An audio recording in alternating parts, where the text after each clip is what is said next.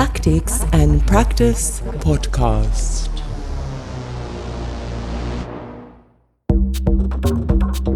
Dobar dan, everyone, and welcome to Tactics and Practice podcast, the audio extension of the Aksioma Institute for Contemporary Art's discursive program of the same name, focusing on investigative art, society, and new technologies.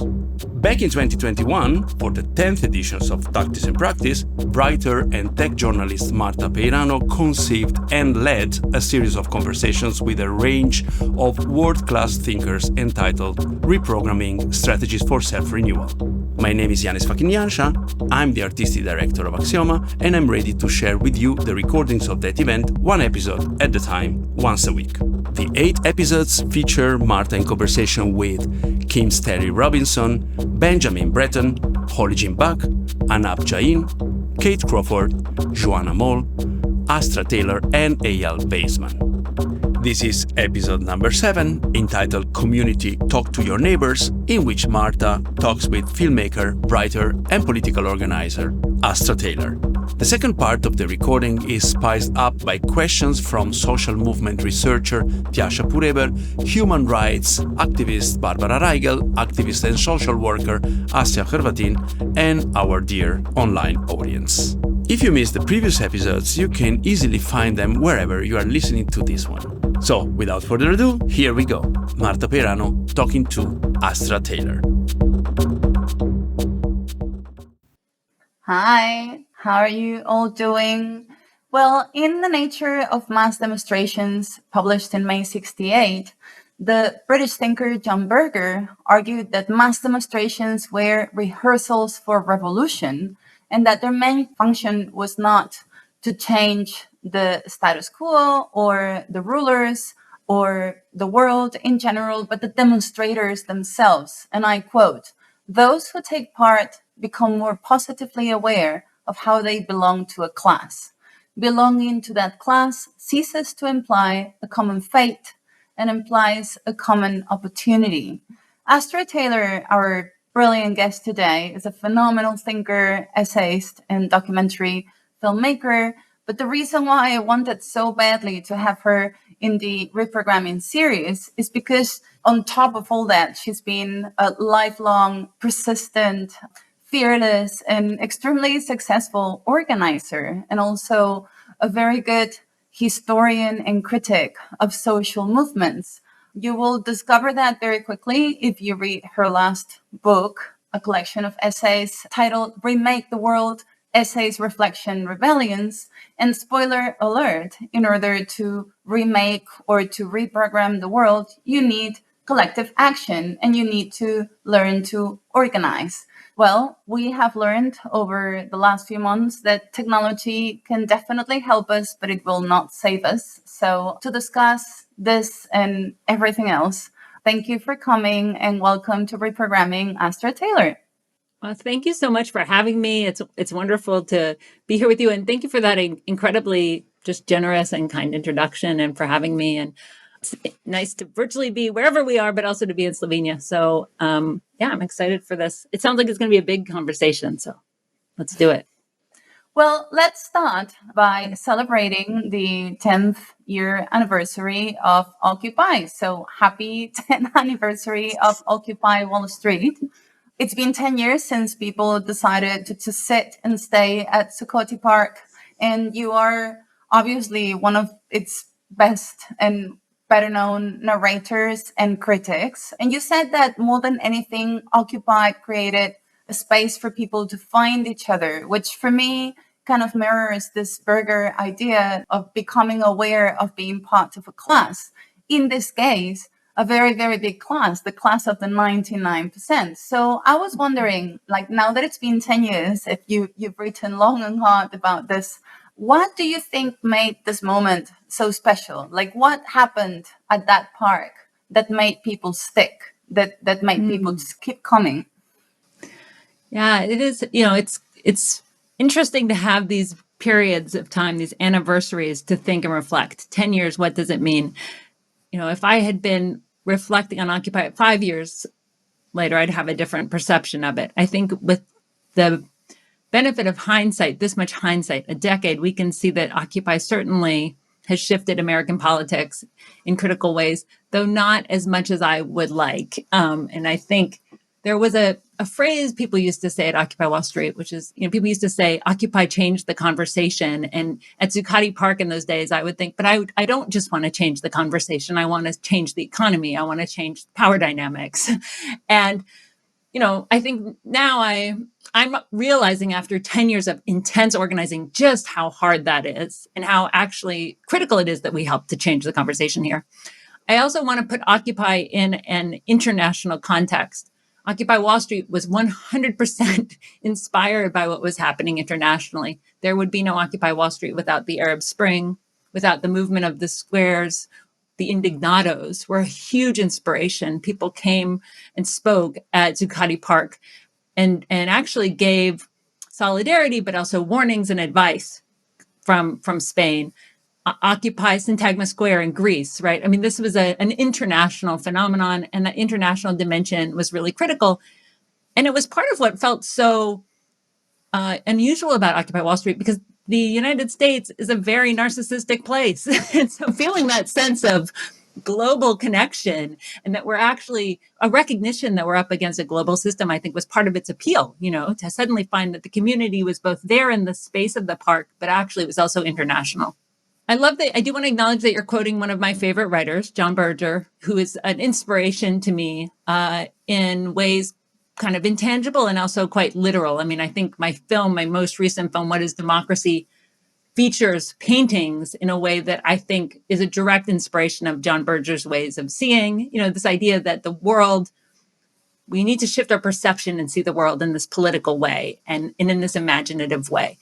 And I both love the quote that you started with, and I also, I guess I'd add that I think it is both, right? You want to both change participants and change the world. And it's that dialectic of doing both.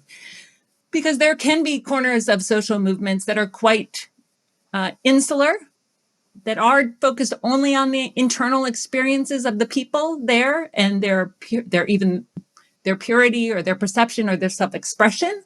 And so for me, I want to say, yes, our experiences as individuals matters, but it's what we do collectively. As you said, we have to get organized. It's what we do strategically. And through collective action, through strategy, through coming together, we actually change ourselves. So it's always intersubjective. It's always interpersonal. And and that's, and I want us to both feel transformed as human beings, but I really do want to remake the world. I mean, we are on an absolutely unjust, unsustainable path. And I'm, like everyone in the U.S., overwhelmed by what's happening here, but we're on a very, terrifying trajectory. And so we need again to go beyond the conversation to changing those power structures urgently. Yeah, absolutely. Like I find that one of the eternal discussions about whether or not protests are, even worth it. No, like is it worth the time and the effort and the I don't know, like the socializing for introverts like me, for instance. And one of the reasons why this question comes up on and on again is that people expect that you will go on the street and in 3 days you will have taken down the government or something. No, like there is a way of narrating this kind of intervention by the people that has been Twitterfied in a way. No, like time suddenly seems to happen very fast. Like, the French Revolution or the Russian Revolution seem to have happened in like 3 days. No, like people go on the street and then this happens. And one of the elements I think it's interesting about this particular time of Occupy is, of course, the internet and the digital platforms. And I remember that one of the two things that you did during Occupy was, one of them was running a magazine, the Occupy magazine, where you were even commissioning articles from people from other Occupy movements all over the world, which was really fascinating thing to follow. And the other thing you did was writing a book, one of my favorite books of the time, actually, called The People's Platform, where you were somehow reflecting on the paradoxical differences between the way the Arab Spring use of Facebook and Twitter and these digital platforms have been portrayed in the media, and the way it was being portrayed in the United States, where these platforms, of course, belong and I guess sometimes play by the rules. So can you maybe talk about how you found this paradoxical then, and how your way of seeing these tools as tools for protesting and organizing and maybe for the revolution have changed over the last few years? Yeah. So 2011, I was, before Occupy Wall Street, I was working on my book, The People's Platform, Taking Back Power and Culture in a Digital Age. And that book said things that are now much more common sense. So the fact that at the time, though, the discourse was that social media, connective technologies were democratizing, that people could now speak without gatekeepers. We didn't need the traditional media, and that this would have a revolutionary impact. And so American commenters were going around and saying, look at the Arab Spring, look at what happened in Iran. And they would say, oh, what happened in Iran was a Twitter revolution. What happened in Egypt is a Facebook revolution, which is then, of course, giving credit to American corporations for the activities of liberation that people are doing, that people on the ground under very harsh conditions are doing.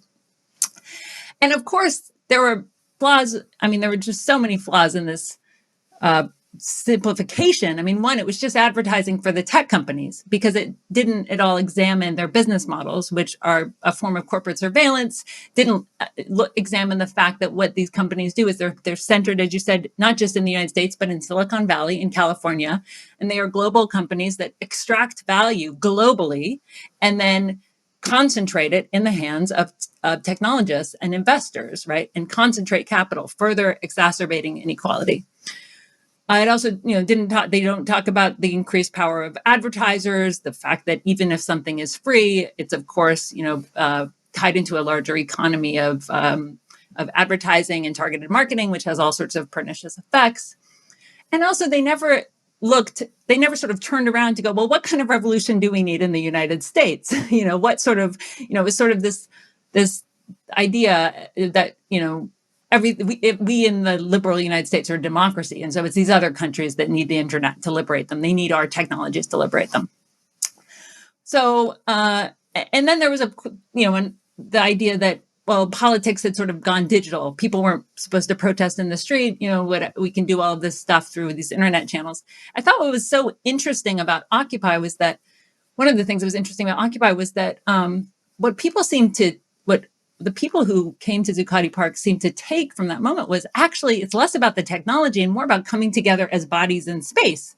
Yes, we use the tools, we find each other, we live stream, but ultimately we come to a park, we make a kitchen, we start a library, we start a school, in effect, a school of democracy where we can meet, where we can talk, where we can finally find others who are also feeling that this system is broken.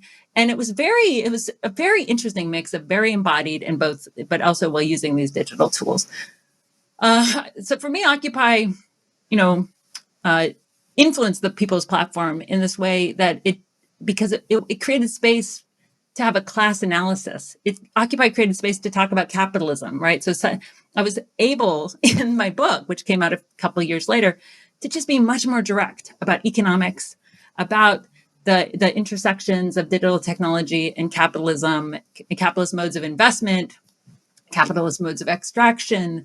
And so that was a huge relief. I mean, it was something that really, I kind of shudder to think about what the cultural environment would have been like when I released my book if Occupy hadn't happened. I think it helped people understand that you could have a kind of, you could have a critique of a system that focused primarily on inequality, because my point in the People's Platform, it's basically just a political economy of social media. It's that, look, these things are not immaterial. The cloud is not just a cloud.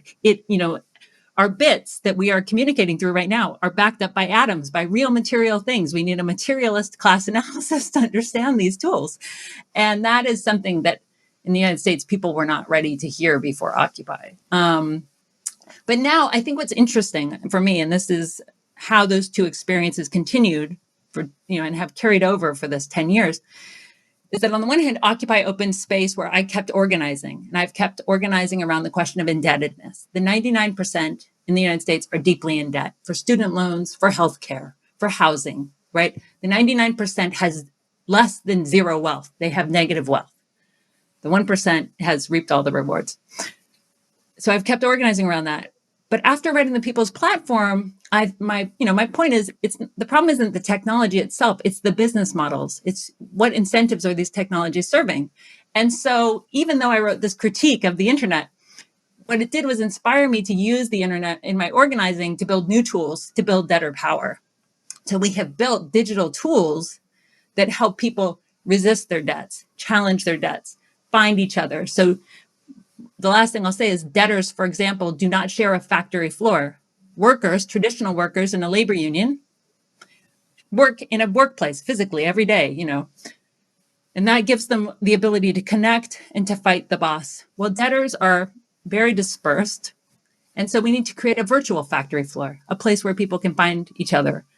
And so, of course, our tools there's not the same political economy. They're not ultimately there to benefit advertisers. They're not sucking data up to sell us things. Instead, we're trying to use data for the people to empower our organizing.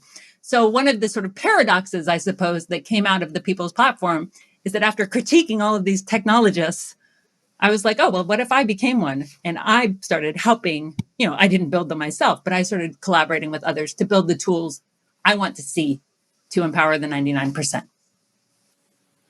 Yeah, because the master's tools will never dismantle the master's house, no? I mean, I find it it take a little bit, take a bit there.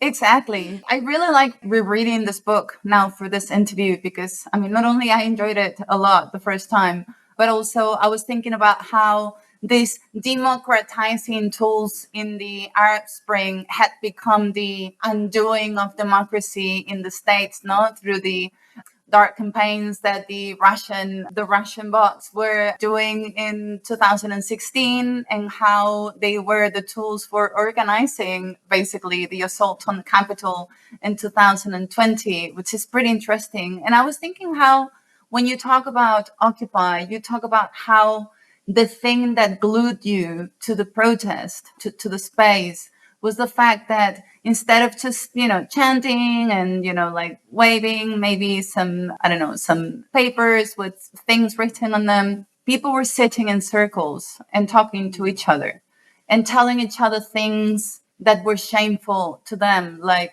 how much money they owed because they were ambitious and went to university.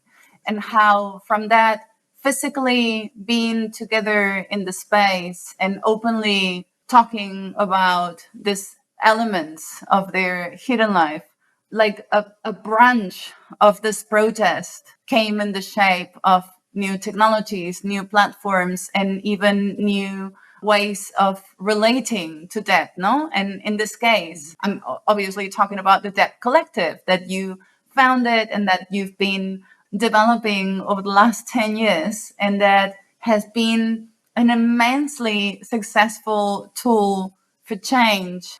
Am I mistaken, or have you managed to reduce like 2 billion with a B dollars 10 billion now. in debt? Yeah, well, that's insane, insane and amazing. So can you explain how that happened?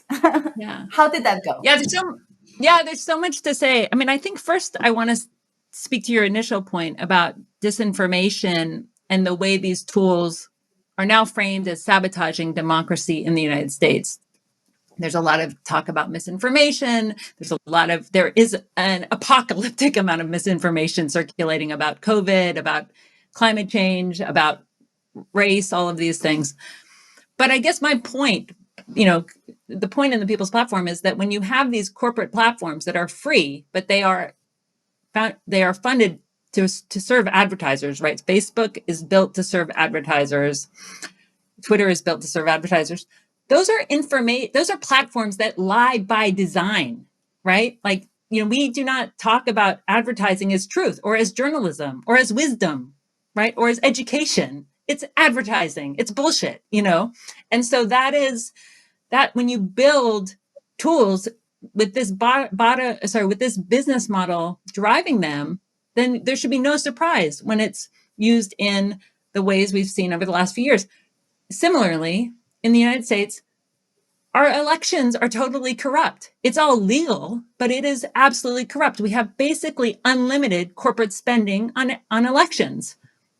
So, of course, these sources of corporate dark money are spending hundreds of millions of dollars to confuse people, to persuade people to stay home and not vote, to not engage, to feel cynical.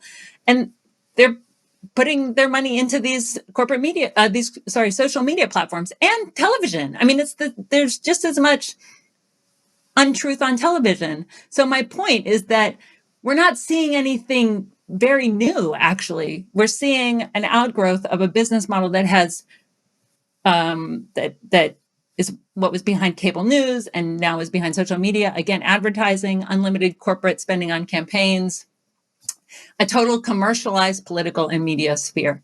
And so I feel like we have, so in the preface of the People's Platform, I say we pay too much attention to change.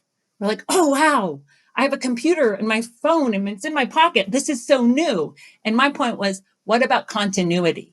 There's a lot of continuity between your phone and your television, from that you were watching 30, 40 years ago. It's advertiser driven. It's incredibly consolidated. There's corporate consolidation of the networks or of the platforms. Let's look at continuity as well as change. So I just think that's, we're getting everything that's happening now with tech was totally predictable. The writing was on the wall many, many years ago.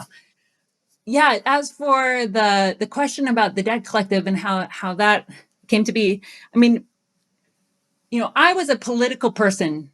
Obviously, I went to Occupy Wall Street the first day. I was extremely distressed in 2008 when a handful of greedy banks destroyed the global economy.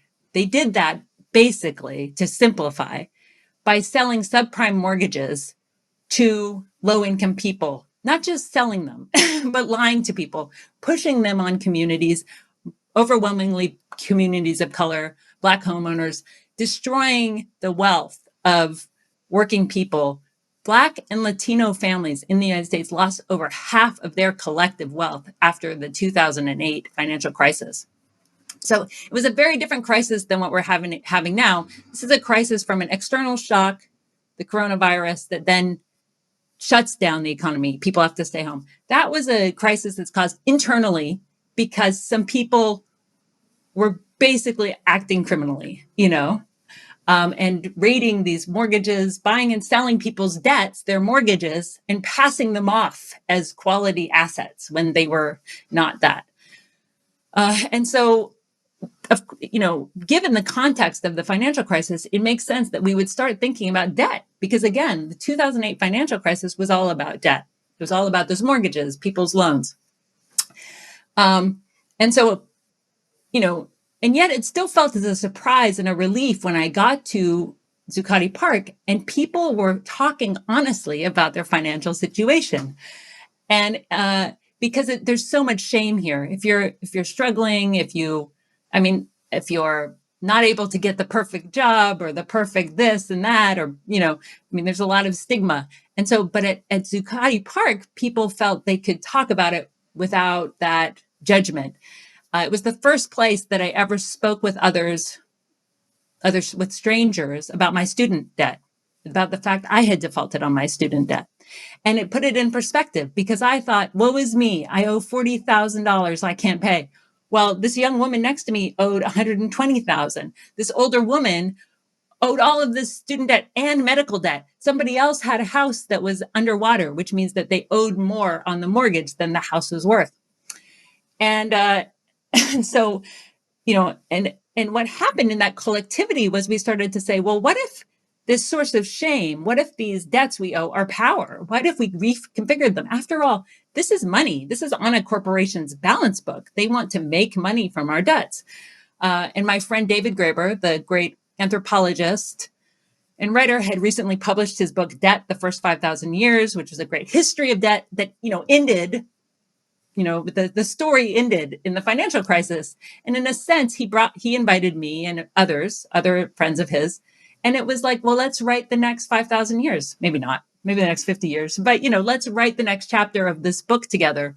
What would happen if debtors fought back? So the bankers in that time and still today are very well organized. The people who work in the corporate sector, the creditors, they have their lobbying groups. They write the rules of the economy so that people cannot have, people can never get out from under these debts. They make sure that we don't have free healthcare. So we have to put our medical care on credit cards.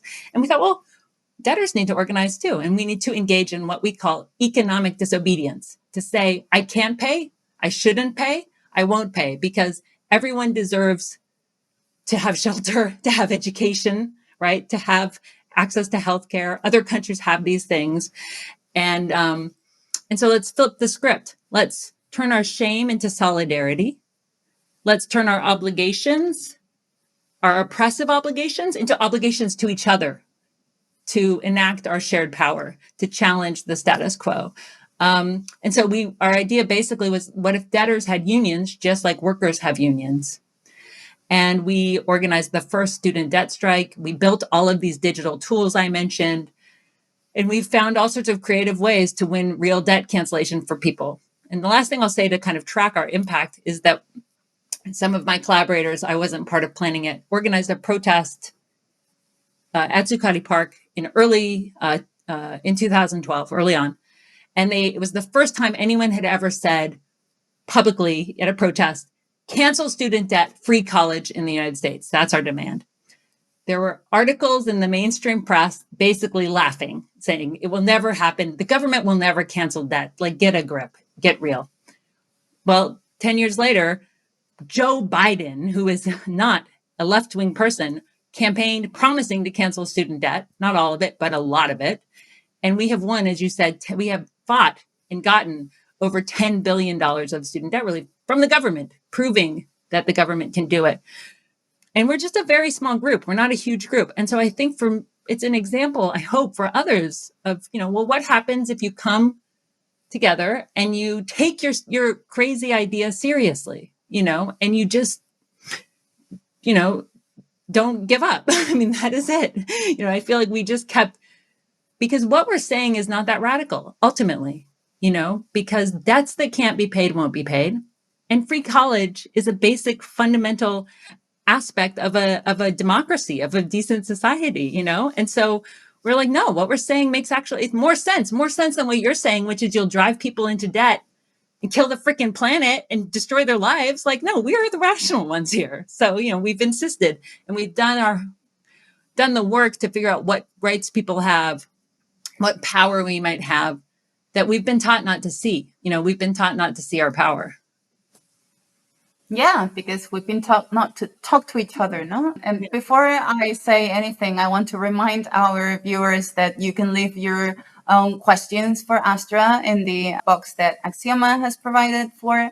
And so going back to the idea of how powerful it is when people sit down in the same place and physically, stand next to each other and talk to each other, like doing something together instead of doing it at the same time, which is what happens when you click on a like or you retweet something, which is not really the same thing, no? You were just reminded me of this thing that happened to me some years ago at a women's march, before the women's march at the newspaper. I remember how the men in the newspaper came to the women in the newspaper that were having a meeting and talking about what were we going to do and whether or not we were going to leave the newsroom and just, be on the street and protest and all that.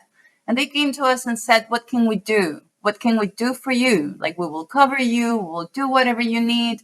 And I remember I suggested, why don't you tell us how much money you earn?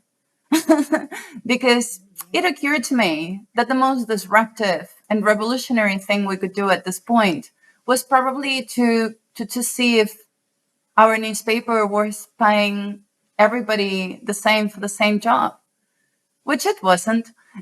And of course, everybody found that totally disgusting. Like, no, because, that would be, against the privacy rules and et cetera, et cetera. And this idea of not being able to talk about your debt or to talk about how money you have in the bank and how much money you earn and how much, like all this taboos about money are such a powerful tool for this debt scam.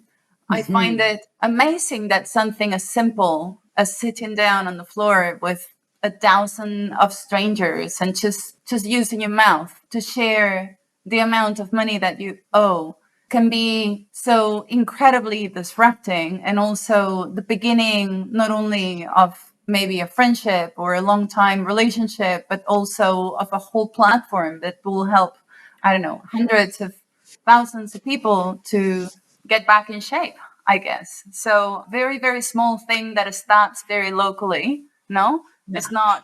But I love your story. I just want to say how much I love your story. And I think what you said how disruptive it is to say what you owe, but also disruptive to say what you earn, because there's a shame for many people in saying what they earn. And then there's a reluctance. There's a shame for some saying what they owe and a reluctance in others to say what they earn because it will reveal their investment, right, in the status quo. And I think we always have to ask, whose interest does this serve when we don't talk honestly about economics, when we don't talk about distribution?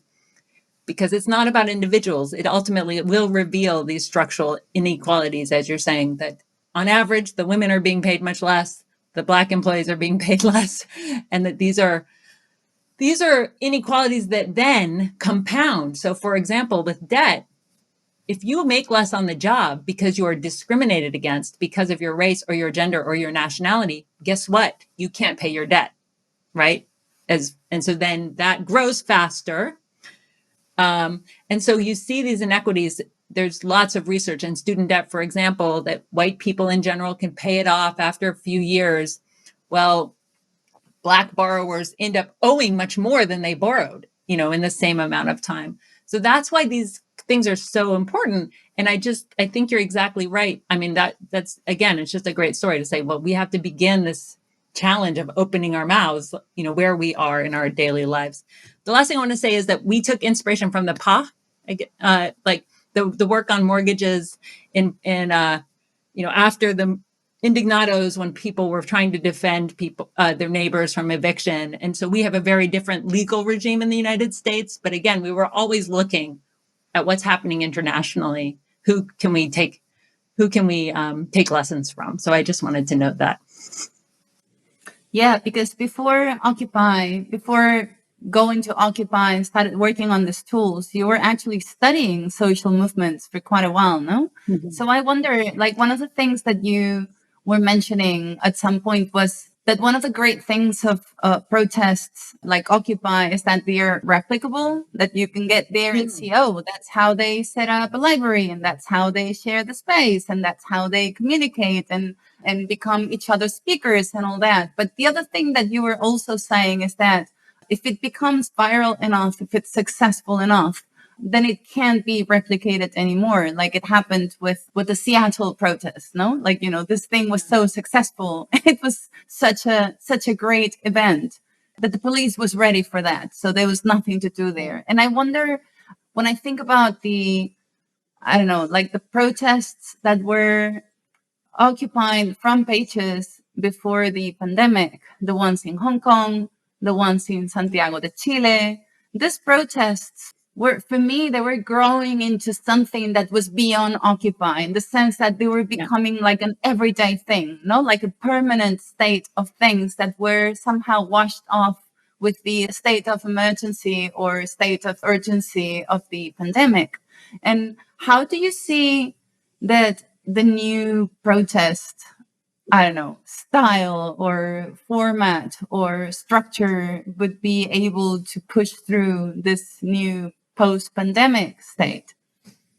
Yeah, it's a big question. I don't know the answer, right? I'm trying to figure that out. I mean, it's interesting when you said I was studying social movements, but for myself, right? Not in a academic program or as a scholar, really just as a young person at the time wondering why there were no social movements. So this was before Occupy. So in the United States, between 2001 and 2011, there were no movements. It was in the shadow of the war on terror and the attacks on the World Trade Center. There was very little dissent, very little space to protest. If you protested, you would be put into a pen. The police would rope off a little area, and they said, that's the free speech zone. Protest right there. And if you left it, you'd get arrested. And so, which is not democracy, right? They'd kettle you. I mean, it was so demoralizing. And why bother? Something broke. And it was the example of the international movements and seeing people in all of these different contexts. So whether under a dictatorship or under, a parliamentary system that wasn't responsive, people saying, we want democracy, right? And that I think that call, as you just said, that carried into Hong Kong, into Chile. What's happening right now in Chile is amazing, that they're rewriting the Constitution, right? I mean, that is something that in the United States, that's not an avenue for us, like, because the way that our constitutional system works, it's not subject to any, it's just ridiculous, the system we're in. So I think citizens have to figure out, well, where am I? What will work here? And also, how do we get organized? Because obviously the Arab Spring had a very different outcome. It did not democratize. If you look at the example of Egypt, right? I mean, because there were other forces in play. There were other groups that were more organized, that were more mercenary in their pursuit of power. So I think, we've learned some really tough lessons. And one thing I'm wrestling with now in another book I'm writing now is the fact that, we've had historically huge protests in the United States. So for example, after when the Iraq war was beginning, there were massive protests against the war, the biggest protest in history, right? But it was just one day and nothing happened. So we have these huge protests. We have international climate strikes. The George Floyd uprisings last year in the spring, 25 million Americans participated. A mind-boggling number. And yet it didn't, I'm thrilled it happened, right? And yet my question is, well, what would happen if 1 million of those people were organized and kept and stayed engaged every day? Or even 100,000 of them. So I think we have to think about, we just have to think beyond metrics. It's not just about having a mass parade where we come out for one day. I mean, we really have to think about where the leverage is, how people can be committed. There are places where 15 people who are really organized can have more of an impact and do more damage. And I mean that in a good way, than 150,000 people who come out and put on a funny hat and just, hold a sign and go home.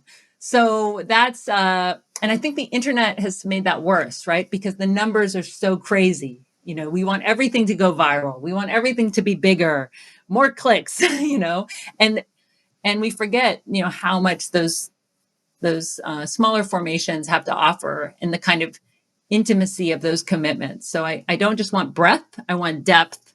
And I'd rather have a few people, a few comrades who are really organized than a lot of people, on an email list or something like that, or retweeting something. And so, there's, I guess, to answer your question, right, how will these formations evolve? I mean, my hope is that we can figure out how to channel this. There is mass interest. 25 million people protested for racial justice and against police violence in the United States. Why aren't those people in organizations? Why aren't those people part of something where their commitment can be expressed every day or every week in a meaningful way? And we have to build those structures and those institutions to support people. But those kinds of things are tough to build. They take resources, and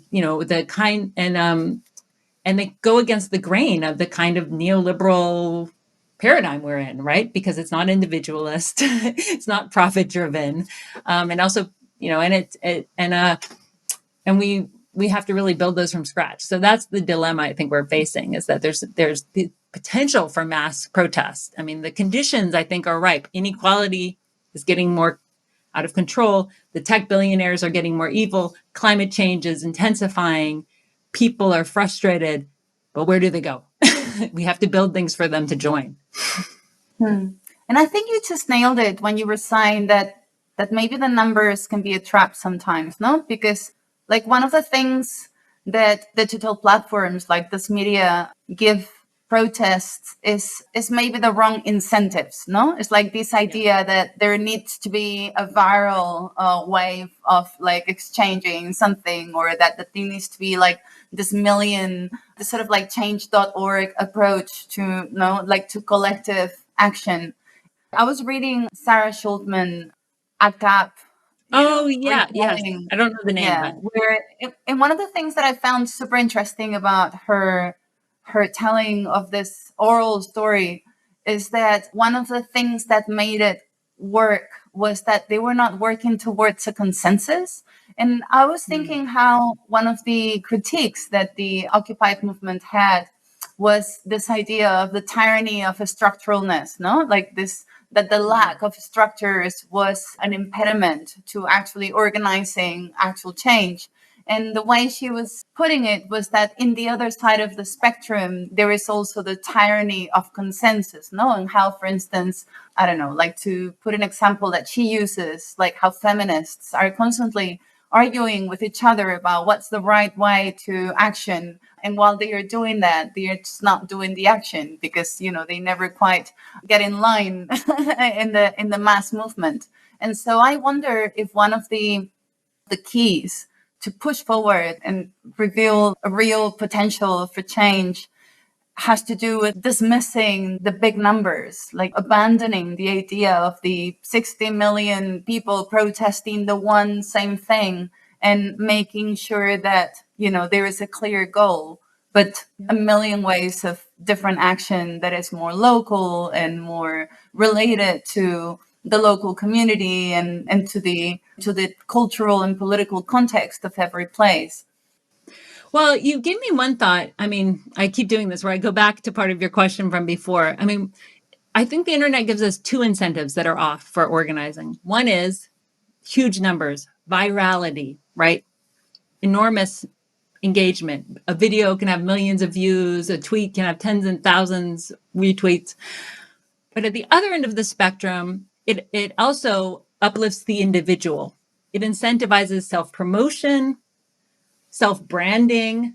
So there's these two poles, right? The mass popularity, virality, and the individual brand, because our platforms are really about, our personal accounts and our voices. I mean, there can be accounts that represent organizations or corporations or whatever, but these platforms are really about hooking us as individuals.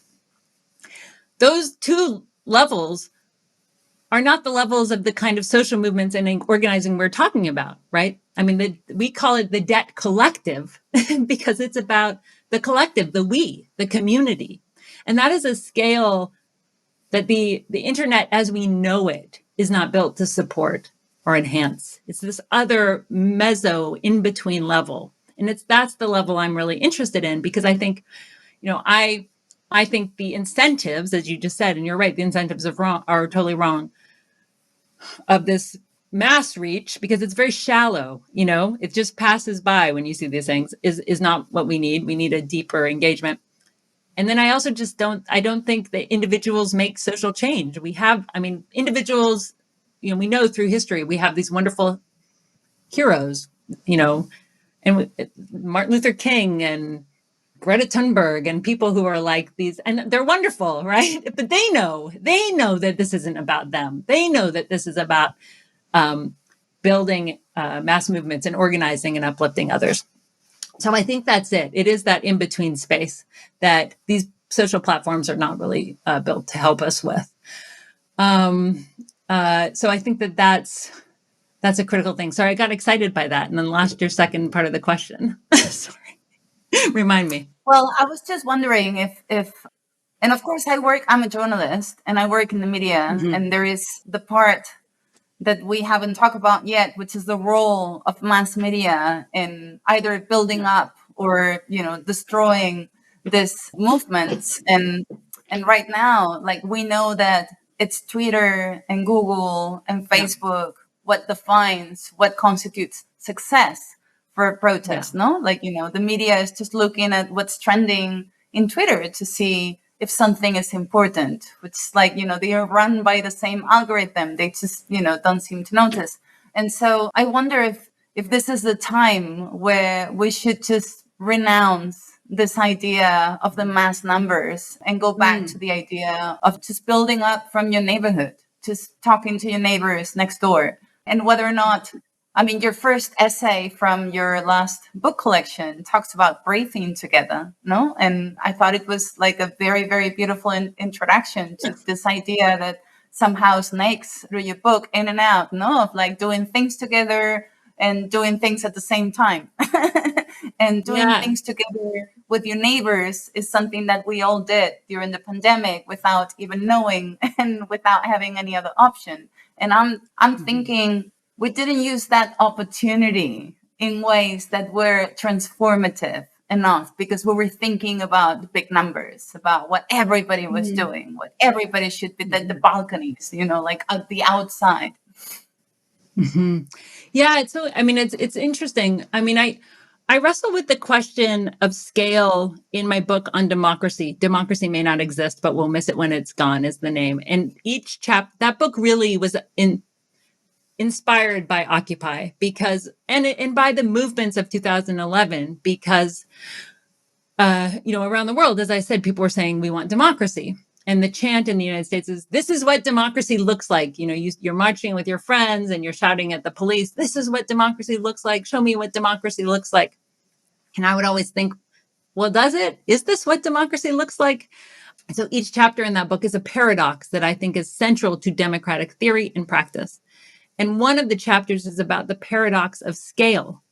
Because on the one hand, and this is a very ancient debate in political philosophy, what level does democracy work at? Can you only have real democracy with consensus? Okay, that's what you're talking about, consensus. I was like so excited to talk about it. One of the amazing things about your book, apart from the title, which is definitely, and I agree with Ezra Klein that it is one of the best titles out there. Democracy might not exist, but we will miss it when it's gone.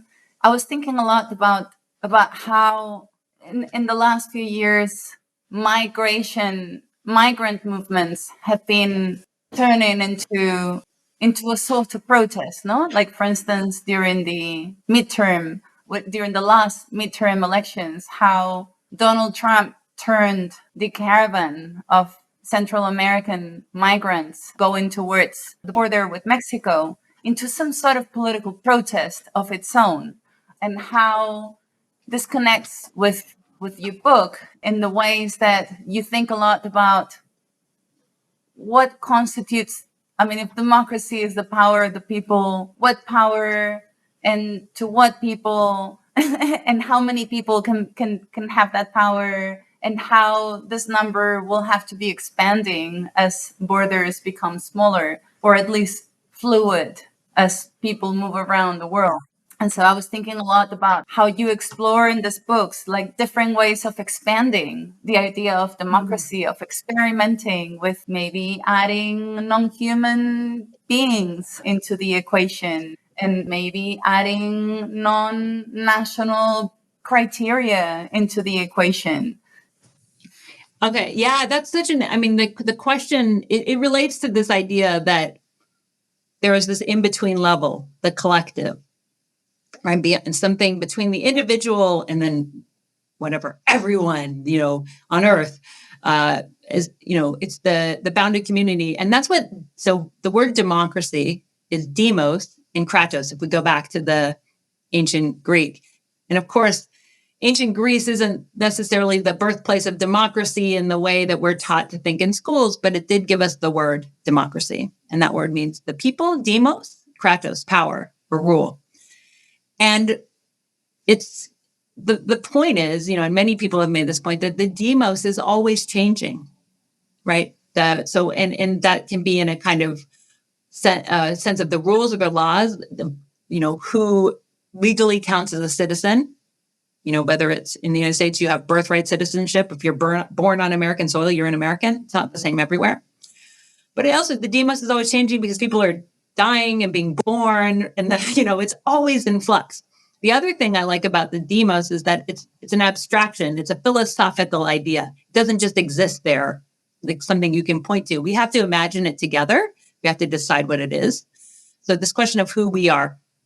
And I think it's important to always remember that imaginative aspect, because people can start to think they know what the demos is. Well, the demos is people like me, who were born here, who have the right heritage, and we're going to take back control. It's like, well, hold on. No, this is not that.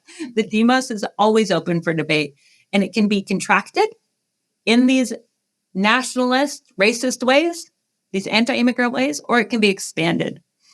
So, for example, in the United States, it is now required that you are a citizen if you are to vote. You have to be a citizen to have the right to vote. It wasn't always that way. In the colonial era, non-citizens, what are aliens in the parlance of the time, right? People who do not have an American passport could vote. In fact, in some cities here, people who are citizens of other countries can vote in certain elections for the school board, etc. I quite like this idea. Other countries do this. New Zealand, for example, has residency requirements for voting in elections. And that means if you live somewhere, you're a member of the community. You're a member of the demos. You should have you should have democratic rights. And, in other traditions, especially indigenous traditions, other non-human entities have rights. So animals, the more than human world. This is something that I'd really like to see taken seriously. And in fact, thanks to some brilliant activists, some towns and cities in the United States have given ecosystems rights. This might sound very outrageous or bizarre to people, but the fact is that according to our legal regime, corporations have legal personhood. They have rights. So we already have non-humans in our democracy, in our demos. So I think, this, what might seem very outlandish is actually quite practical. It's already happening, and it's essential to the survival of democracy. My point, and to the survival of life on Earth. I personally think if we don't start expanding the demos to include the more than human world, meaning plants and animals, nature, I actually think we will continue to treat them as property and destroy them. So then, and we can already see where that's taking us. So, this seemingly utopian aspect is very pragmatic because I think our survival is at stake. And so I'm always trying to jolt people, remind people things have been different in the past. They don't always have to be the way they are. They can be very different in the future. And that imaginative sense of possibility is critical to engaging people in the organizing side, to getting people to come on board with something like a campaign to say, okay, in this town, the local river has a right to exist, and we're going to alter our political relationships so that can happen. So, for example, there's a famous lake in the United States called Lake Erie in Ohio, and the citizens just gave Lake Erie rights, so granted rights to nature. This, of course, is happening in Ecuador and other countries, New Zealand. So I think these things are important to talk about because we really have to change profoundly, what we think of when we think of democracy, what we think of when we think of the community, of the demos, of who should be considered in our choices and in our actions. Yeah, and that's definitely one of the reasons why I love the way you relate to this paradoxical aspects of our community thinking, because it is ridiculous for some people, even though we are now in the middle of this sixth extinction, and it's becoming clear to pretty much everyone that our destiny is as profoundly connected or linked to the destiny of our rivers and the ocean and our forests, etc., etc. And yet we are way more understanding when it comes to companies that are the ones that are destroying this potential relationships and definitely our descendants' future. Like, I like that how Kim Stanley Robinson, who was our first guest in reprogramming, is linking all this together, as a potential ministry defending the rights of the non-human beings on the planet, but also the unborn, the ones that haven't been born yet and whose future is being destroyed by the same companies we do give a place in the community and legal rights to.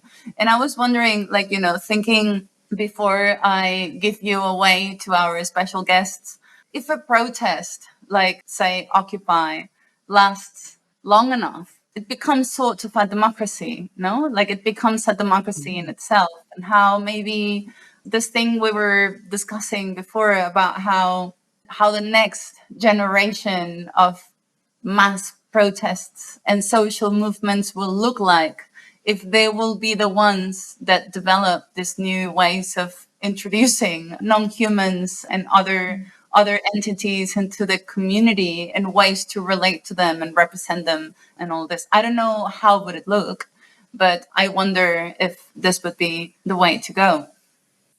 Oh, I mean, I hope so. I mean, I think it's interesting. So one, I've never read Kim Stanley Robinson's book, but I have been sent a page from his new novel by a dozen friends because he writes about a debt strike, a student debt strike. So I think we're definitely on a similar page, and hopefully that means he's read about the Debt Collective. I mean, I think this question of how we expand our democracy to include the more than human world, I mean, there's many ways. I sort of think about it a little bit in the book, but we have, think about how we treat humans. We include infants, young kids, in our democracy. And when we think about them, they don't literally have the right to vote. You have to wait till you're a certain age. But we know how to count people in different ways. We know how to include the interests of people who aren't necessarily voting or then serving as representatives. So I just think it's a bit of what's lacking is both a bit of imagination, but then also the material power to push a different vision and a different agenda. And that the fact is that the economic system we're in a capitalist economic system, one of the sort of central aspects of it is, being able to treat the world, as a resource, as a resource to exploit, as a resource to commoditize, so that these corporations that do have legal rights, can make products and make profits.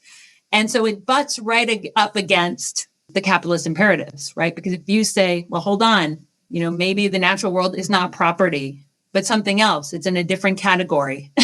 It should be included, not just on it should be included on moral grounds, on pragmatic grounds, because we'd like to survive, but it's going to impinge on your ability to engage in the kinds of production, distribution, and exchange that you're used to. I mean, that's going to be an enormous fight. And that's why I'm so focused on organizing. That's why I'm so focused on how we build power, because these things go right against the sort of imperatives and incentives that are driving the economic order that we live in, an economic order that is global. And that's why we can't just retreat to our communities.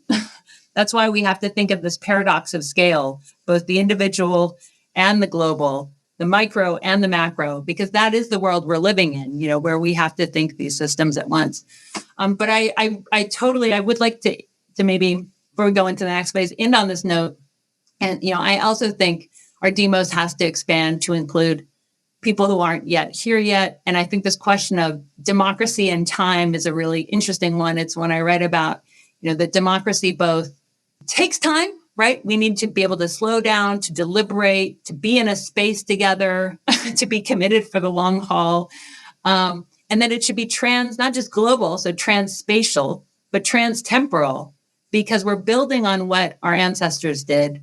We're inheriting the world from them, and we want to leave something better for the people come after us. So I think, I love things when they're complicated, and it's both, we have to be where we are in space, well connected to people across the world. We're connected because of carbon dioxide, because of viruses, because of global supply chains, but we're also connected through history, through, all of the things that happened to get us where we are today. And we're connected moving forward. So we have to think all of those different scales at once. So paradoxes are everywhere and we just have to deal with them. That's the nature of life.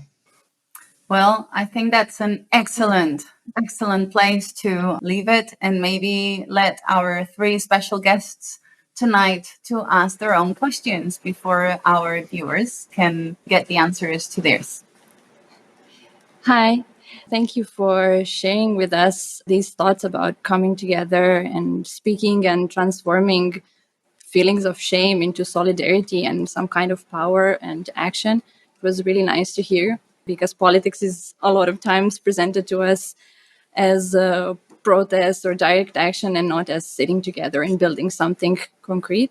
And that would actually be my question. What do you see as perspectives and limitations of community organizing in regards to communities of resistance being at the same time constituents, building something, building new realities, and at the same time being destituent, so attacking the existing power relations, or more simply, how to balance between taking a person who doesn't have papers to the doctor and attacking the unjust health system?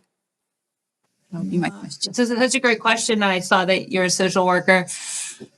Again, it's one of the paradoxes that we have to contend with. And I don't think we can come on the side of one or the other, because I feel a strong conviction that we have to make people's lives better. People are so abused. They are so mistreated.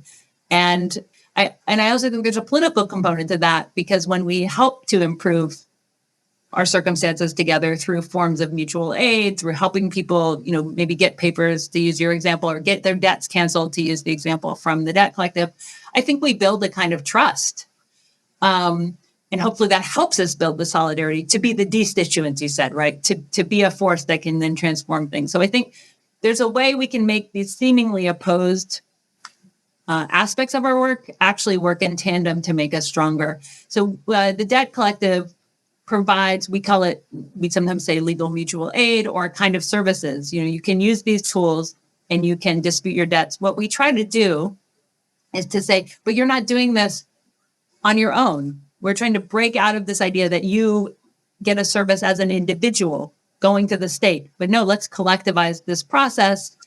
Let's also use this as a moment of political learning. Why is it so hard to exercise your rights? Why do they make the website so it doesn't work? Why do they make the paperwork so onerous and impossible to understand and in language that doesn't make sense?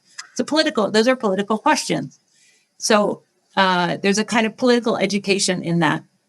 And then hopefully we build trust. Again, we help give people some breathing room so that they can engage on a deeper level.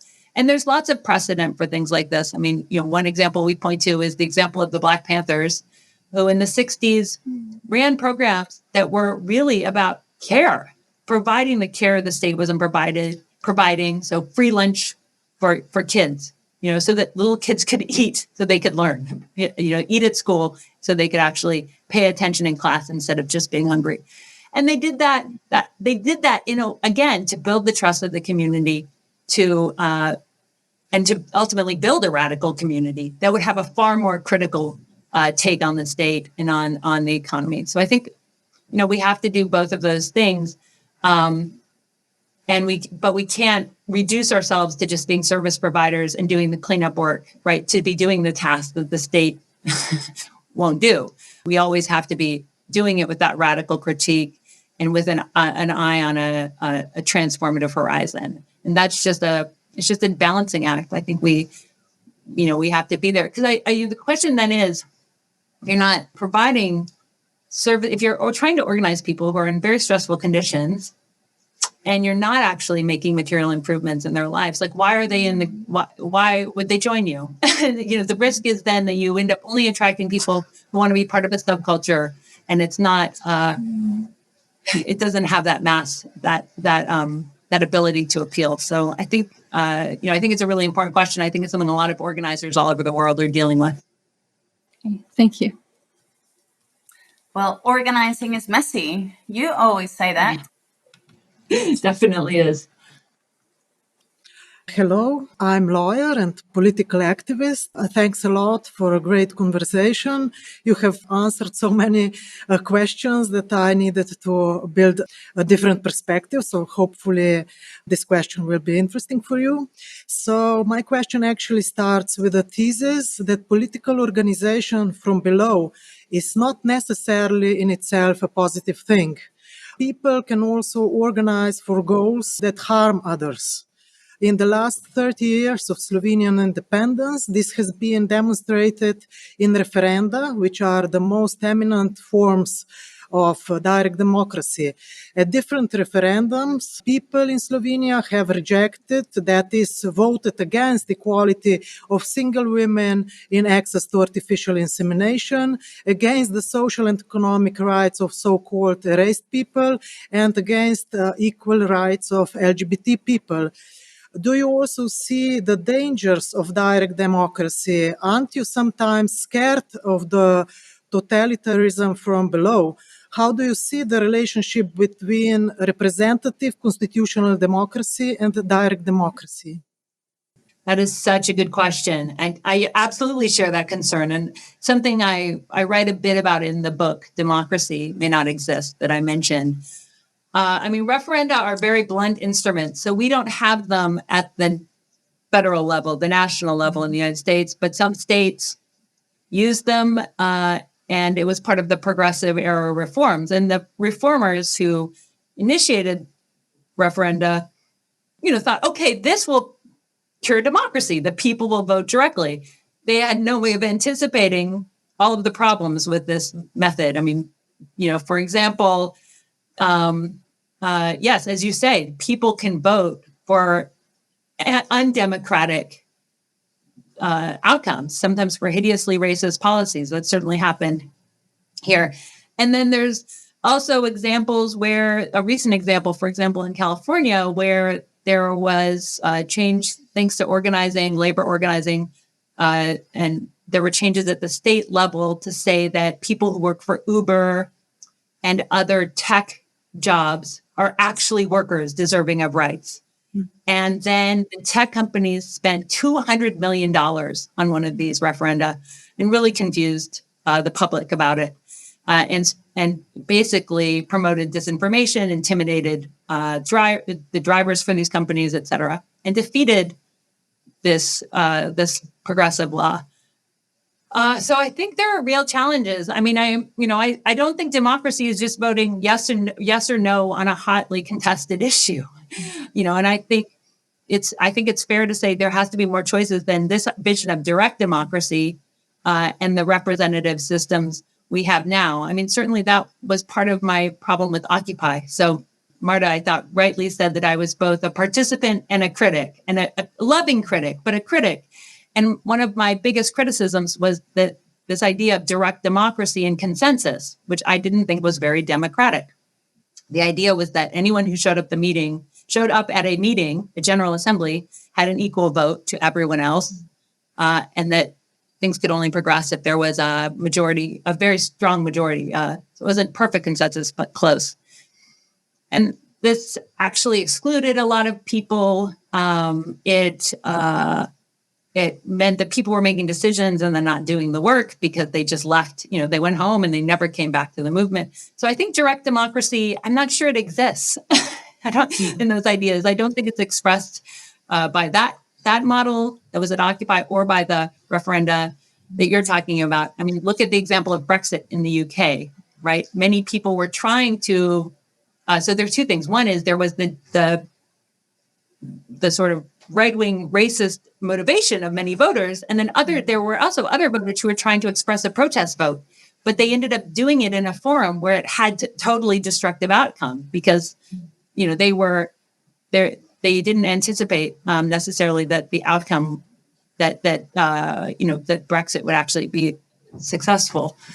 So I think we need new models. So one thing I look at is, how could we break out of these models by using sortition or randomness, randomly selecting citizens into citizens' assemblies to do some deliberation. What we need to, again, to go back to this idea of imagination, these can't be our only two alternatives because they're both broken. But 100%, democracy is always risky. it is dangerous. It is a dangerous enterprise. The problem is that rule by the rich is more dangerous. Rule by technocrats, the experts who know, is certainly dangerous. And so I think we do have to figure out how to create systems that will help mitigate some of the problems of democracy and create more trust, create more community, so that hopefully people will be less inclined to vote for totalitarian outcomes. People will be less. We know that all sorts of factors feed into reactionary politics. A big one is loneliness. A big one is isolation. A big one is hopelessness. Scarcity, a lack of solidarity, feeling that we're operating within scarcity. So we need to address, I think, those root causes and not expect that just like a tweak to the political game is going to do it, because there are deeper things going on. Thanks. Yeah. And you also, I remember, and you pretty much start your book, The Democracy Might Be, the democracy book, quoting Rousseau, who from the very beginning, he's stating like there is this paradox where we are trying to create democracy from undemocratic partners, yes. I guess. I remember this interview to Bernie Sanders where he was asked, so what do we do with all these people that are poor and that are in the fringes of society? They insist in voting Donald Trump and voting people that are always going to cause them harm. And what he was saying is, we give them money to go to university, we give them healthcare, we give them better housing, we give them, which is exactly what you just said, that a big part of this problem has to do with despair, with people that are voting through despair. Yeah, people have been told for decades that the reason that they're precarious or feel downwardly mobile is because of the immigrants and not because of the CEOs of companies. And, the problem is there are a whole lot of people who are encouraging that and exploiting that interpretation and are invested in that interpretation. So this goes back to the idea that demos is always changing and evolving. I don't think that democracy is just a poll, this like whatever people want in this moment, that's democratic. No, we're engaging in debate, we're engaging in transformation, and we're trying to bring people to a different perspective. But I love the Rousseau's paradox is exactly right. He said, it's the paradox of democracy is basically a question, how do you create democracy out of an undemocratic people? So what do you need first? Democratic institutions that create democratic people, or democratic people to create those institutions? And we're stuck in that loop. And I think that's why, to go to your very first point about transforming ourselves, right? It's part of it. And then we want to build structures that will encourage the capacities of others and help shift their politics. But I think we do always have to be alert to the fact that things can go awry, and that's okay. I personally just don't think there's a system where our troubles are going to disappear. I think that's just the human condition. That's just very undemocratic. Yeah, exactly. It's, every generation gets to make their own mistakes, I guess. So, but hopefully we can impart some good luck. Well, I think this is now my turn. And thank you so much for a very interesting conversation that really started a lot of ideas in my mind. I would actually like to stay on the topic of democracy and rather connect it somehow to the topic of relationship between social movements and democracy. When you mentioned in your talk the slogan, "This is what democracy looks like," I always understood it a little bit differently, because I think when it first appeared in and around anarchist movements, it was not so much used to show the empowerment of the people, but rather to show, in clashes with the police that was repressing social movements, how democracy is actually a very violent way of producing social order. And this is actually my question. Based on the experiences of Occupy and other movements, I think that democracy is oftentimes a sort of tool of the ruling classes to actually bring people back into the status quo. So, for instance, and I'm sure you know this better than me, like when you mentioned the example of Chile, where, the initial protests were extremely anti-capitalist, anti-statist even, are now being described as the democratic movements, trying to improve the constitution and the state.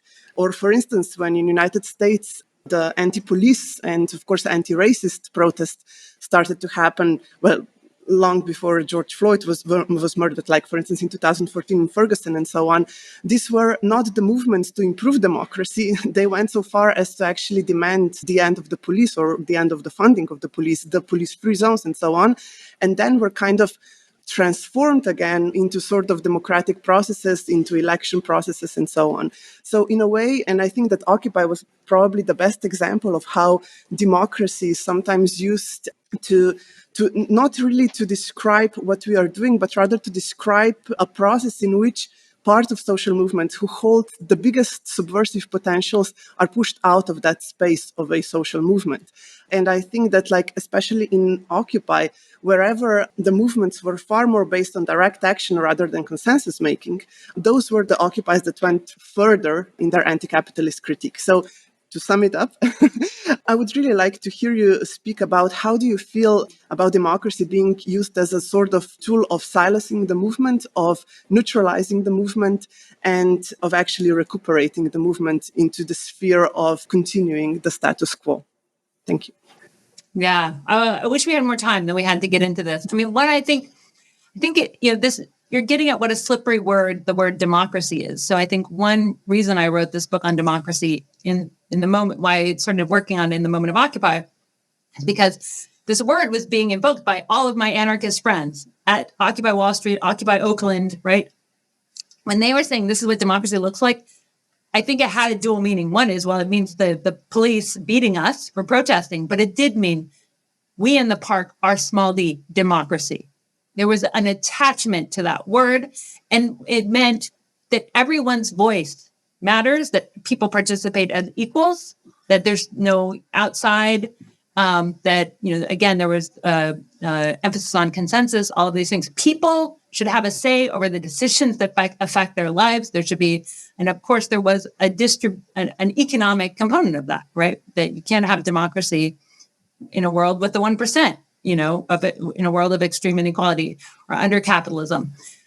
At the same time, the word democracy sat poorly with me after 10 years of the war on terror, of discussions of liberal democracy, of hearing George W. Bush say, we're bringing democracy to Iraq, to Afghanistan. So what was interesting for me is I felt very critical of the word democracy. I just felt that it had been totally co-opted and that liberal democracy isn't democracy in any meaningful way. It's oligarchic and, that are, and so, as I wrote the book, though, I came around to the radical idea of no, we should reclaim the radical, meaning of democracy. Are we just going to keep switching words out because the words we use get co-opted or confused? No, let's just fight for words that, and fight for the meaning behind them, the intention, the equality, the justice, and the fact that, and use people's weapons against them. Okay, you say you're for democracy.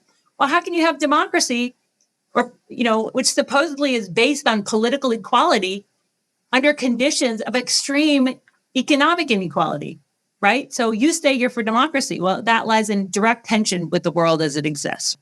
So yeah, I think I came around from a view that was more averse to the word, or not. I think I did. I know I did. A view that was averse to the word, to just being no, let's fight for it, right? Let's infuse the word democracy with a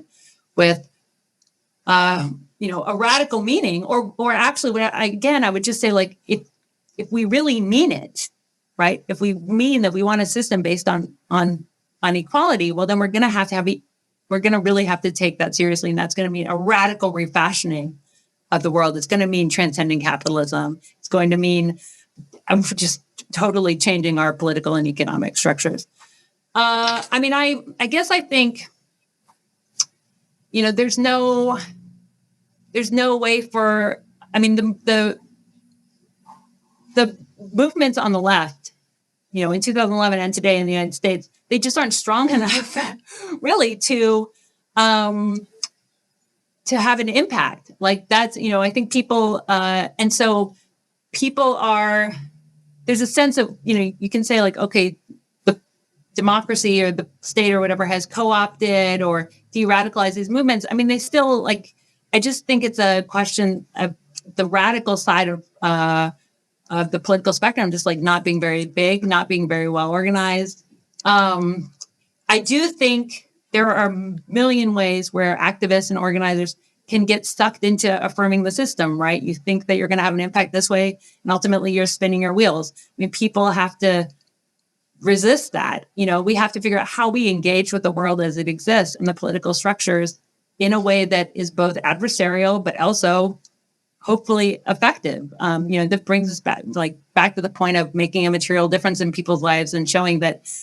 participating in these efforts has a point. So I don't know. I think that, I think this is a tension, because you have to engage with the world as it exists and with the political system that I'm stuck in. I'm constrained by the fact that I live in the United States and all of the idiosyncrasies and totally just absurd elements, the power structure here. Like I don't, as an organizer, I don't want to just step outside of that and not engage it, because I think ultimately it's just too important to work somewhere else. So I think there are real challenges, there are real tensions, but for me, I've come around to the idea that democracy is a word that we need to fight for and infuse with a kind of radical meaning and reclaim. And I think also the last thing I'll say on this is that in the United States, it's becoming more apparent because the right wing is radicalizing against democracy explicitly. So I show this in my book. And in my film, What is Democracy? I talk to young conservatives, and the point that I've heard many times from folks is that basically they recognize that capitalism and democracy are at odds, because they think that if there was more democracy, people would tax the rich and people would want welfare and these things. And so basically they're like, we want capitalism, And I think this is part of the post-Cold War world we're in. In the Cold War paradigm, democracy and capitalism were presented as, married, right? That was sort of the mythos of the Reagan era and the Clinton era, even and I think now they're decoupling. And we are hearing a lot of right-wing politicians and thought leaders basically saying, well, the United States isn't a democracy, we're a republic. Why? Because they know that if they lived up to even this minimum definition of democracy as majority rule, that we get policies that they hate, that we have communities defunding the police and things like that, and spending money on education and healthcare and all of these things. So in this moment too of this radicalizing of the right, if they're going to start being explicit that they hate democracy and they choose inequality, they choose capitalism, they choose white supremacy, I think taking democracy, taking that position is more important than ever. But that was something that really shocked me. The rhetoric on the right is changing here, and they're becoming explicitly and proudly anti-democratic. And that is not new. That is how this country was built. That is the paradigm of, Jim Crow. That is the paradigm of the founding of this country. And so what we're seeing is a kind of conservative return to their elitist, anti-democratic roots. So we're in an interesting moment, meaning a scary moment here with that. Sorry, too many thoughts trying to fit them into a not quick answer. Well, to add to what you just said, there is also the example of China, no? And how China is basically kind of surpassing the United States as an economy superpower precisely by way of not being a democracy. And I was following this almost drama with the Evergrande loan company that didn't default, that didn't cause the 2008 big crisis that it was promising. And it makes me wonder sometimes I wonder, if this was all almost like a propaganda campaign to show that the Chinese government is willing to look after things when they get too bad, to control capitalism when it's going to break things, precisely because it can, because of way of not being a democracy. So I wonder how much. That's why so many guys in Silicon Valley, point to that as the model they would prefer. Yeah. Well, I think beautiful Nature is now going to introduce the questions from our viewers. Hi, Nature. How are you doing? Hi, Marta. I'm doing fantastic, especially after this talk. And Astra, it's just amazing to meet you. I've been inspired by your work for years now. Now today we have selected 3 questions from the audience. The first one by Bernadette Buckley. I would like to ask Astra if she could say a little more about this issue around change/continuity, which she alluded to briefly at the start, specifically about the role of art in relation to the creation of change. There are huge arguments around this issue, obviously, but it would be useful to hear Astra's perspective. Yeah, it's interesting. You know, I felt myself reading that question, making the assumption that art represents the vanguard that pushes us forward, pushes us to see the world differently, challenges our preconception. And art can do that, but so much doesn't, or so much of our cultural, so many of the cultural products we're subjected to don't. I'm thinking about a conversation I had years ago, actually, after I made my documentary about Slavoj Žižek. And I was talking to a peer, and he was going into Hollywood, making films for Hollywood. And he's now a very successful Hollywood film director. And he said to me very contemptuously, Astra, you just make propaganda. You know, that I make propaganda for the left, propaganda for philosophy. And I looked at him and I said, no, you make propaganda. You make propaganda for the white middle class, you know, for the consumer society. You know, you make these films that are full of product placement and, you know, just are stories of people, you know, in the suburbs. You know, it was interesting, though, because the assumption was that if you're making something political and you're saying, you know, things should change, I don't know, that you're somehow going against the grain or making propaganda. So, you know, I think my point is that part of why we do need art to push the envelope is because so much of the cultural sphere, so much art is actually invested in continuity, is ultimately invested in maintaining things. And it looks very innocuous. It just looks like the movies my friend was making, you know, or is and still is.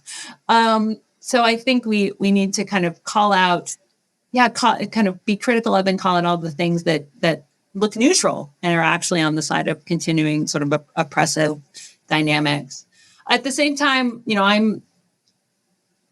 I use filmmaking when I can. I try to engage in creative actions, but you know, for me, art has to be ultimately, if we want change, then we have to go beyond just the realm of culture, of changing narrative, and really think about organizing, power building, all of these things. So for me, it's always, you know, that art does have to be it can't be reduced to social movements, but at least we have to use creativity in service of social movements.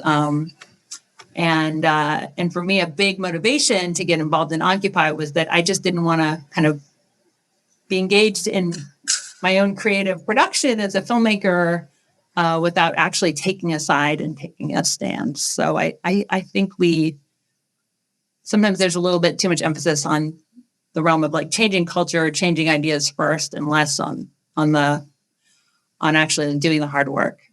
But anyway, I don't think my friend was happy with me that day. Zarya asked the following question. Astra, in an interview for Another Gaze, you said that your first big project as a child was to make a magazine about ecological issues and animal rights. And to this day, you are still a big advocate for both. Besides the obvious ecological reasons, why is fighting for animal rights an important fight to fight? Well, that's a deep cut. I would recommend that anyone who is thinking about these issues read a book called Beasts of Burden, Animal and Disability Liberation by my sister, Sonja Taylor. If anyone has seen my film Examined Life, my sister is in a wheelchair. She uses a wheelchair and she's walking with the philosopher of gender and politics, Judith Butler, and talking about embodiment and her connection. She talks about her connection to animals in that film, actually. And then she explores that theme more in depth in the book. I mean, yeah, my vision of radical democracy includes the non-human world. It includes animals. I think we have to think about animals. I'll be brief or try to be, because our survival is bound up with theirs, right? So there's, I think, a growing awareness in the US because of the movements for racial justice, the uprisings after the murder of George Floyd, that, white supremacy is also horrible for white people. It actually it's deadly for white people. I mean, literally, people are dying of their attachments to whiteness because racism means, people vote against a more robust welfare state. They vote against their interests because they're trying to assert or they're trying to keep other people down. I think speciesism ultimately has not the same, but analogous effect. When we treat other animals, other living beings as mere property, as things we can abuse and exploit, that has consequences that are going to come back and bite us. So one major way is through zoonotic illnesses, right? So COVID-19, very likely originated in a bat. It's a zoonotic illness, meaning it jumped the species barrier. Well, the next big pandemic is probably going to emerge in a factory farm. It's going to be a form of avian flu or swine flu, or it's going to become, it might be antibiotic resistance because we, feed animals that are being tortured in these industrial farms. We feed them antibiotics because they're kept together in such horrible, abusive conditions. So there's a self-interest aspect. But ultimately, for me, it's ethics. And I just wrote an essay with my sister, Sonora, about how socialist feminism, it builds on the work of Silvia Federici, and how we can apply the lens of socialist feminism and attention to reproduction, social reproduction, and a kind of, so updating our Marxism to include not just production in the factory, but reproduction of life, how we can apply that lens to the question of animals. And why, actually, I think if you're a feminist, if you're a socialist, if you're a communist, you should, if you want to have intellectual integrity, be concerned with animals. So that essay will be out next week and free for anyone to read if they want to engage in this question at a deeper level and I hope a very provocative level, because we've decided to really make our case as strongly and poignantly as possible. Ultimately, for me, my politics are incompatible with treating life as property. That's what it comes down to for me. Thank you for this answer. I couldn't agree more, and I'm looking forward to the essay. I'm happy you did. Yeah, a rare person that agrees. Now for our third and last question, Dejan asks, I am wondering how to sustain a community. In arts, people are used to project-based communities that last for a week or a month and therefore have a totally fragmented schedule. Long-term communal fights need commitment and physical presence. Yeah, Dejan, I mean, I'm wrestling with the same thing. It's very interesting how that question is phrased because it really speaks to me. I too am used to project-based creative timelines. Let's come together and make a documentary film together, or come together and be a band, come together for this, burst of creative expression and focus. And then it fades away. And it has been a real challenge for me as both an introvert, Marta mentioned being an introvert, someone who can sit and read and write and likes to be alone, and someone who is used to working in this creative project mode, to try to build a sustained community, a community of debtors with a radical vision. And to have that community be one that, has a radical politics, a critique of the status quo, but also doesn't alienate other people, invites people in, right? Is saying, okay, you too can join us. We're not exclusive. It's fine if you're not totally 100% on the same page as us yet. We can talk it out. We can ask questions together. And you're welcome. And this is a safe space for you to ask questions about it. Maybe you're not totally convinced that should be canceled yet. Maybe you think only some or a bit. Okay, well, you can come here and there's a space for you. So I don't know. I mean, there's multiple levels to the challenge of building community. One is, what's the culture of it? Call me a hippie. I want to create a culture that's pretty kind. I think we have to not just tell people what to think, but listen to them, engage in true democratic dialogue. Then there are the aspects of building a community I'm not as good at, but I try to pull people in who are. And those are questions of process, questions of what are the processes by which this community is? They're questions of governance, essentially. How do we make decisions, right? Is there a tyranny of structure that's happening where there's secret people over here making all the decisions, or are things transparent? Are we actually honest about it? Are there power differentials well, are those power differentials legitimate?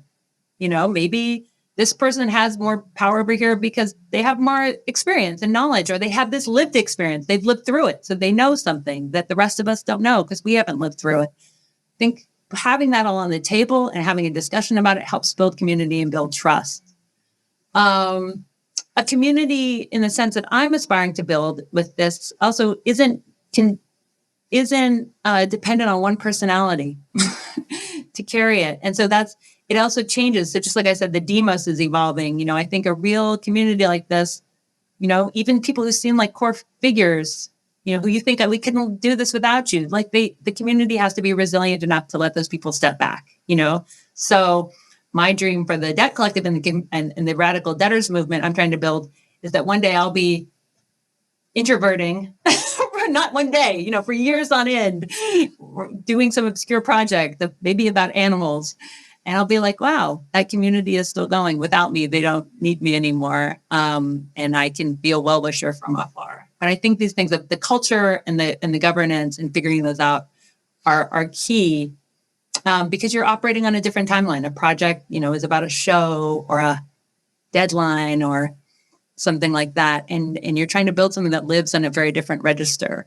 And so you also, the last thing I'll say is you do, I think, need to have some joy in it. I talked about the need to meet people's needs, to ideally help people with their debts or their papers or whatever. But I think another need we have is just to feel connected, to not feel that loneliness, that isolation that so many people feel.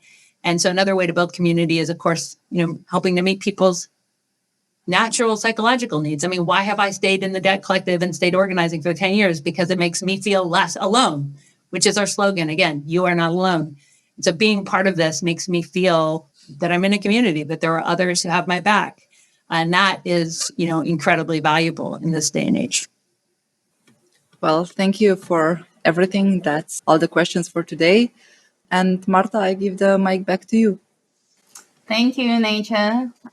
This thing you were saying was resonating, like super strong with me, Astra. I wonder also, we forget the power of rituals, no? Like how rituals create a strong communities by virtue of repetition and prediction, but also like this idea that a community needs to be based on kindness. I don't think this is something that comes only from your kind heart. Like I remember when transcriptions of the conversations of people assaulting the Capitol in January this year, something that struck me as interesting was that they were assaulting the Capitol and talking about killing the vice president, but the way they were talking to each other was extremely sweet. Mm-hmm. They were asking each other, are you good? Where are you? You take care, you be with God. Like, there was an intense community tenderness in their otherwise rabid and destructive conversations. And I thought, well, this is obviously very lonely people that have found each other in this strange cause. And this is energy that hasn't been put to better use by better communities, no? I guess the kindness that often you find lacking in maybe arrangements by left-wing political parties, for instance, that are so based in shame, no? And you're maybe an ecologist, but you're just not, recycling well enough, or you might be a feminist, but you're just not being, whatever enough, or you might be an animal activist, but you're not vegan enough, and you're not, like all these communities based in shame are unlikely to trigger the same kind of response as this other communities based in destruction, but also in collective tenderness and care. Yeah, no, I think that's a great point. I mean, and I think one good heuristic, if you need it, is just like, would I respond to being treated like this? Do I want to be, do I feel engaged by someone who's just critiquing or browbeating me? And we do need to critique. We do need to call people out, but we also need to call people in and make space for people and somehow speak to the immense frustration and loneliness and isolation that so many people are experiencing now. So I think, somebody said, I think it this is a wonderful Nina Turner who's running, she's part of the Bernie campaign, and she said something, be tough on systems, but kind on people. And I think that's also, again, a good motto. Excellent motto. Tough on systems, kind on people. I really like it. Well, Astra, I'm going to say thank you to you and ask you that when you leave the Debt Collective in good hands and you start your animal rights hyper movement, I want to be there with you because that's also my first activist. I'm totally there with you to say when and where. And I think we can leave it here. Thank you so much, all of you that have been watching us. Thank you so much, Astra. This has been a dream come true, really. I'm very, very pleased that we had you here and very proud to be your reader and your follower for many years. Oh, thank you. Thank you again for the kindness, and thank you to all of you in the room for the great questions. I really appreciate it. Thanks so much for listening, everyone. Next week, we are back with Marta Peirano and the founding director of forensic architecture, Eyal Baseman. The conversation will be enriched by questions from our special guests. Reprogramming is a podcast series produced by yours truly, Janez, Fakin, Janša, and Marcela Okretič for the Aksioma Institute for Contemporary Art's discursive program, Tactics&Practice. All episodes were edited and mixed by Gašper Torkar, who is also the author of the amazing original sound and music. The whole thing was coordinated by Sonja Grdina and realized in the framework of CONS, Platform for Contemporary Investigative Art. For more information on the context, participants, and partners involved, see the link in the description. You are, furthermore, welcome to visit aksioma.org, where you'll find a wealth of free content, including the book version of the reprogramming talks. And if you like what we do, please consider supporting us on Patreon or by making a donation, but no pressure, of course. That's all for this episode. Greetings from Ljubljana and na svidenje.